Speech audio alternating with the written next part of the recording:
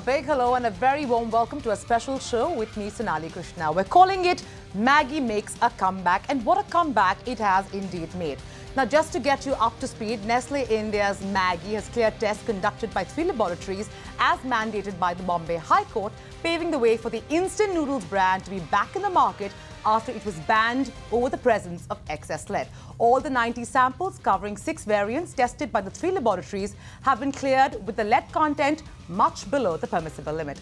Let's just take a minute to flash back to give you a sense of what transpired in this particular case. In June, the FSSAI banned Maggi noodles, saying it was unsafe and hazardous for consumption after finding lead levels beyond permissible limits. Nestle, in turn, withdrew the instant noodles from the market. Nestle India challenged the ban by FSSAI in the Bombay High Court, and in August, the court lifted the nationwide ban imposed by the Indian food regulator on Maggi noodles, but ordered a fresh set of samples of the product in 3 independent labs across India. These tests have clearly vindicated Maggi, but this case clearly throws up some pertinent questions. The most critical one being, how has the government handled Maggi, and what does this signal to multinationals and global investors who are obviously tracking this market very closely? To debate this, I'm joined by eminent personalities. First, the author and commentator Gurcharan joining me from Delhi, Guru Prahlad Kakkar and Parle's Mayank Shah right here in our Mumbai studio, and PepsiCo CEO Shivakumar joining me on the phone line from Goa. First off, thank you so much, gentlemen, for joining me. Thank you so much for being here in the ET Now studio. And let me begin by asking you first, Gurcharan, what are your first impressions of how this case was handled? And in particular, if you could talk about how the government has handled this rather high-profile case. The lab reports today just make the government cut a sorry figure today, don't you think? Well, first of all, I think the actions of the government have resulted in a huge loss to Maggi, and this could have been prevented.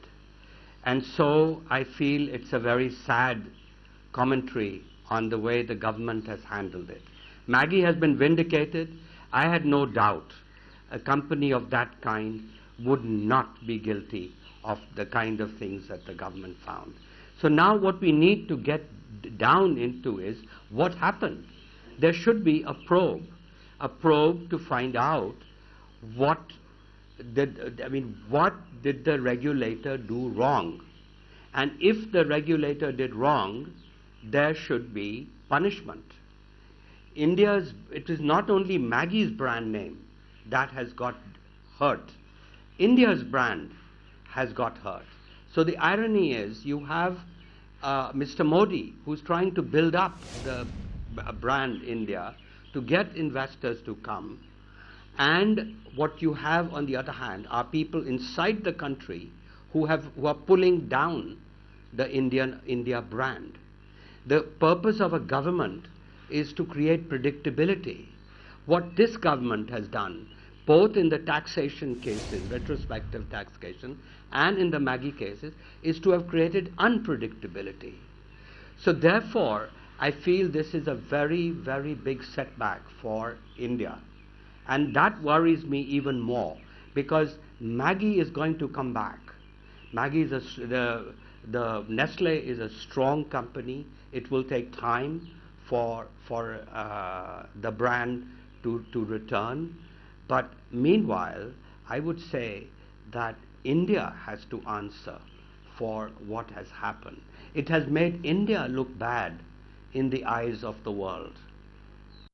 Right. I mean, I think some very pertinent points made by Gurcharan there. I mean, Shivakumar, if I can draw you into this conversation, you just heard Gurcharan and his views. What are your impressions? And you're also a multinational in this country. How do you think the government has handled this? And do you think that the government needs to conduct a probe against the FSSAI just because of the kind of damage it has created to a brand like Nestle? Yeah, I would say that I won't look back. What's happened has happened. I think what's important and correct, both from the Nestle point of view and the consumers of Maggi, the wonderful brand, is to look forward now. As I traveled the markets over the last 3-4 months, I saw that this was not a problem of Maggi. The whole category suddenly collapsed. Sure. Last month, I think the category declined by 57%. The previous month it had declined by 4. So it is not an issue of Maggi. It is a whole category which went away. And I just hope that we will never have situations where whole big categories in any industry suddenly disappear. I'm happy for Maggi, happy for Suresh Narayanan, the leader. I'm absolutely sure that they will do all the right things after they've got the validity right now to go and make Maggi another huge success. So the whole industry and the category needs Maggi. This is just not a Maggi story. It is a full category story. Right. Mayank, let me come to you. And, you are also, this category, you're a key player in this category. Was this a big shake-up when this hit Maggi, while it was only Maggi that was, in the spotlight? How did you, being part of the FMCG industry, take to this? And does it, is it a cause of concern if something like this can be blown out of proportion? And, today, finally, Maggi has, there is a 450 crore loss that Maggi has had because of this, so many months of being MIA. Well, cause of concern, yes, definitely. But, more importantly, I think the worry is about the setback that the entire processed food segment, had. So, right from new launches which were planned to quite a few products which were rolled back from the market, for the want of probably regulatory approvals and stuff like that, to uncertainty about launching new brands or new products was, and as a result of that, slowdown in processed food sector, entire processed food sector segment is something that's really worrying. So while yes, Maggi was there in the spotlight, but as she rightly pointed out, it was entire, not just noodles category, but processed food category, which was in a way or, other, doubted in terms of its credibility or in terms of its worthiness. I mean, all the claims which are made by everybody were suddenly, consumers were suspicious about them. So, given that, I think,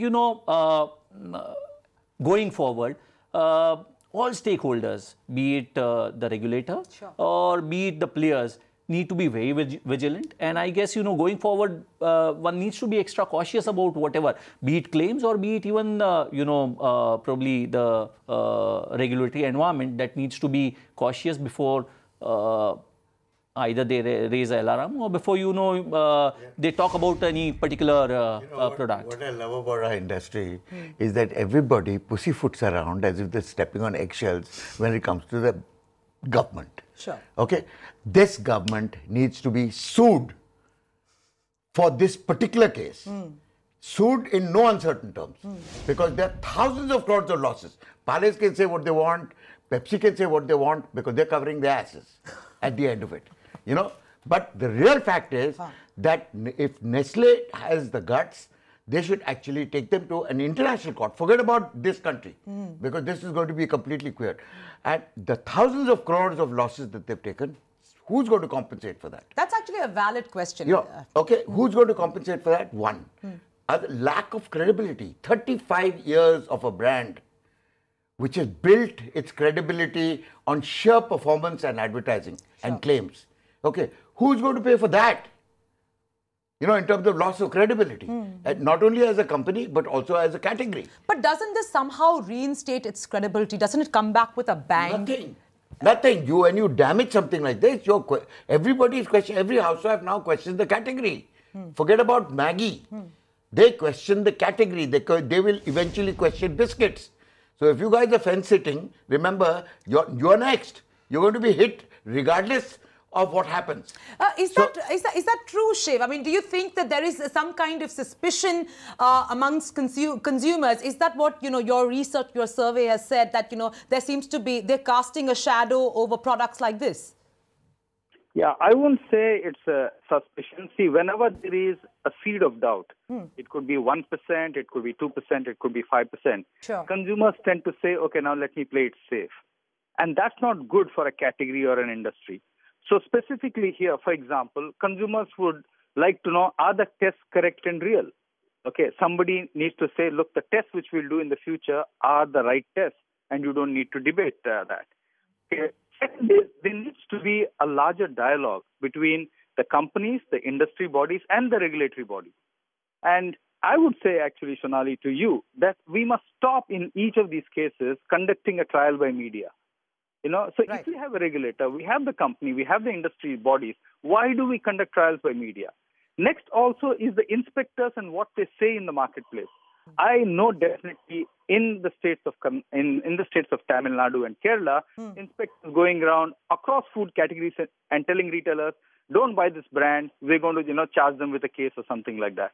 So I think there is a certain amount of discipline that we need to bring into the whole ecosystem to say these are acts which will actually ensure that consumers will lose confidence in the very principles which are supposed to uphold those things for them. And we are not doing that. Right. And finally, I think it will call, and I think the panelists are saying some of the right things. Right. It will call for an overall of, are we going to go the product approval route? Or are we going to go the ingredient approval route? Sure, I think the government will answer these questions over the next few months. I don't think the government is going to answer any questions. Hold that they're thought. Going to they're going to go on the back foot. They're going to cover everything up. And believe me, there are two rumors that they need to actually address. And those are the biggest rumors of all. One, who is the technician in the UP lab who first turned around and claimed that there was lead and various other things in the product? Right. Was he trying to ask for a bribe?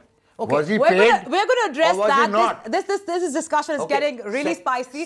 Hold that thought. Second is, did Baba Ramdev have anything to do with the banning of this particular product? Because he was launching a Maggi. Fair enough. Fair enough. We're going to discuss all of that and more. Stay with us. We have to take a short break at the moment. Welcome back. You're watching a special show. We're calling it Maggi Makes a Comeback. So let me get you in, Gurcharan Das, and tell me, do you think Nestle can legally sue the regulator, FSSAI, for, damaging their brand and, the potential loss of revenue? Well, I personally think that the Nestle will probably go to court to claim damages. And it is very likely that the court will award huge damages. And so I personally think, well, that's for the courts finally to decide. But I feel a very big sense of disappointment with the way our regulators have functioned, and I personally think it's time to bring some accountability here. Right. Shiv, two questions to you. One is, do you think that, in your opinion, do you think that Nestle should actually take this forward and claim damages? And B, do you think the government should actually conduct a probe against the FSSAI? Because we all know that, FSSAI is not fully equipped to be running what it is running as a food regulator. So set up in 2011, does not have the facilities. We've been told that by the regulator themselves that they don't have the infrastructure right now. So given that, shouldn't they have been a little bit more careful before alleging anything against any brand, that to an established brand like Nestle? I would say, if you look at it from Nestle's point of view, the first thing they need to do is to get Nestle back on the shelves. That is the first objective. Issues with the government, etc., should be secondary for them, because they're in the business of brands. That's what they need to get into the market, right, and get the confidence back and make it work. After that, I would say they have to, involve themselves in a thorough discussion with the FSSAI, because I think every food company is doing that, every industry body is doing that. Because finally, we are all working in India. We're working with the regulatory bodies in India. It is in the interest of everybody to get the regulation right. Okay. Then after that, should they want to, go and talk to the government or sue them, that's their call. But this is what I would do, 1 and 2. First, get the brand back on the shelves. Second, get the dialogue going and ensure that you get the regulatory body to see your point of view. Fair enough. Mayank, do you think they have a valid case in claiming damages? Well, I mean, I'll go by what Shiv said. I think we are trying and probably, overemphasizing on that fact. One needs to understand that, the way things happened were not right. But that doesn't mean, or that doesn't give us license to question the credentials of a regulatory body or doubt their intentions. So you don't think the government should conduct a probe against the FSSAI? No, I think, government should rather look into the procedural details or the way things should be done. I mean, it would be wrong on, let's say companies or food processors from food processors' point of view, if you say to question or, to doubt intentions of a regulator, okay, let's not forget that, there has to be somebody who has to take care of, interests of consumer. Okay. So, yeah, by all means, I agree that, yeah, there was, some kind of, probably the way things happened, it should not have happened. But if we start doubting intentions of a regulator, then I don't see any point, really. I mean, that's not the way one should be going forward. So ideally, the first thing right now what Nestle should do should be, getting back their brand on the shelves, win back that, trust, consumers' trust. And then probably engage in a very constructive dialogue with government or regulatory body. And that's what everybody does. I mean, in fact, you would have to work closely with regulator because there are many subjective things.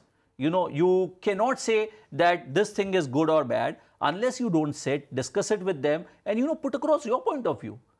Because there can always be a different point of view from what you think about, something or a particular ingredient or whatever. So I think it makes more sense to constructively engage with the regulator, put across your point of view, the way you look at it, rather than, getting into probably a confrontation kind of thing. What do you say, Prahlad? Listen, it's very murky. What everybody else is saying is trying to whitewash this whole thing. In my opinion, firstly, the small lab in UP, which started the whole ball rolling, we should have first questioned the fact as to why he did what he did. And I know for a fact, from very reliable sources, that the person standing behind that particular report, that technician, actually boasted to all his friends after a couple of drinks, was that I, as a small individual in this government, brought down a mighty company like Nestle to its knees. That is exactly what he said to all his friends after a couple of drinks. Now, when you know that a state like UP, I mean, how can you turn around and take somebody's word in a regulatory sense in UP?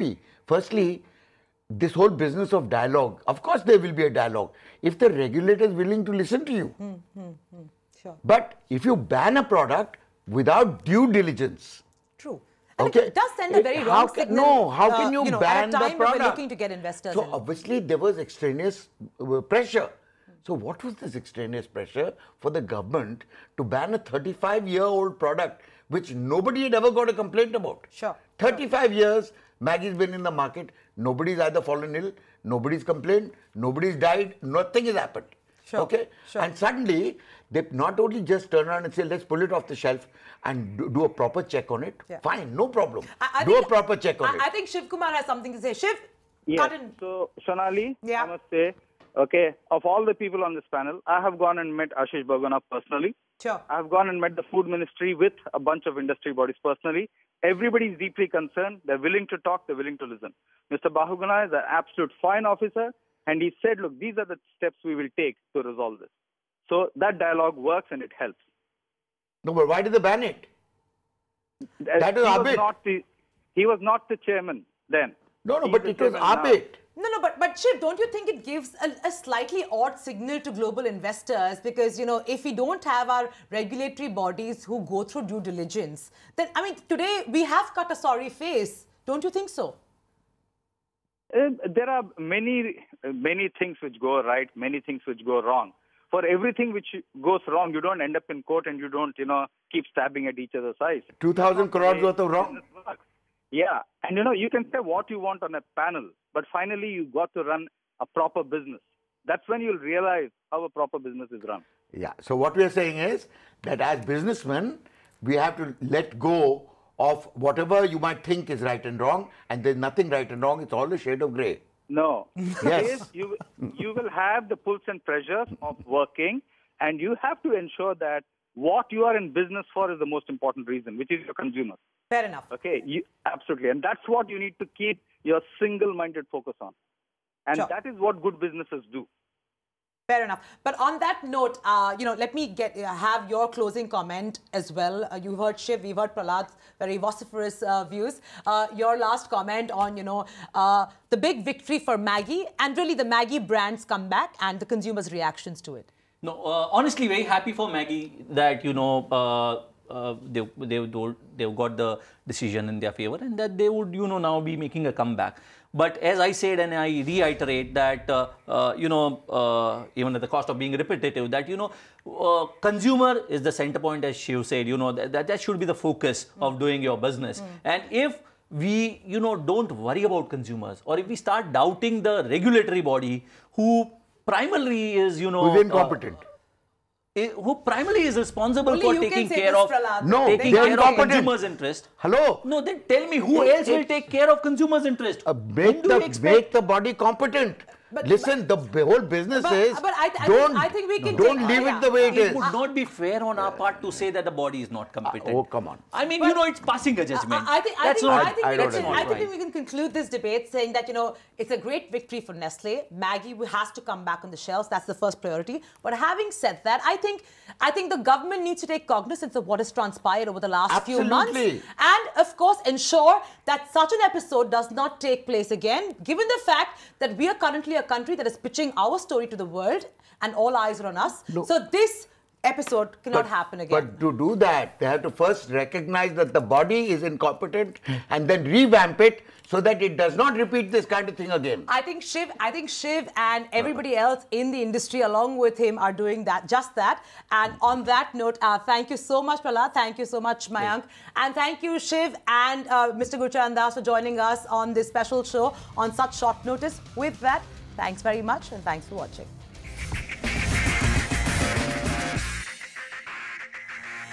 Find us on Facebook at facebook.com/ETNow and don't forget to click the like button. You can also follow us on Twitter at ETNowLive. To stay updated with all our programming, hit the subscribe button on our YouTube channel by logging on to youtube.com/user/ETNow.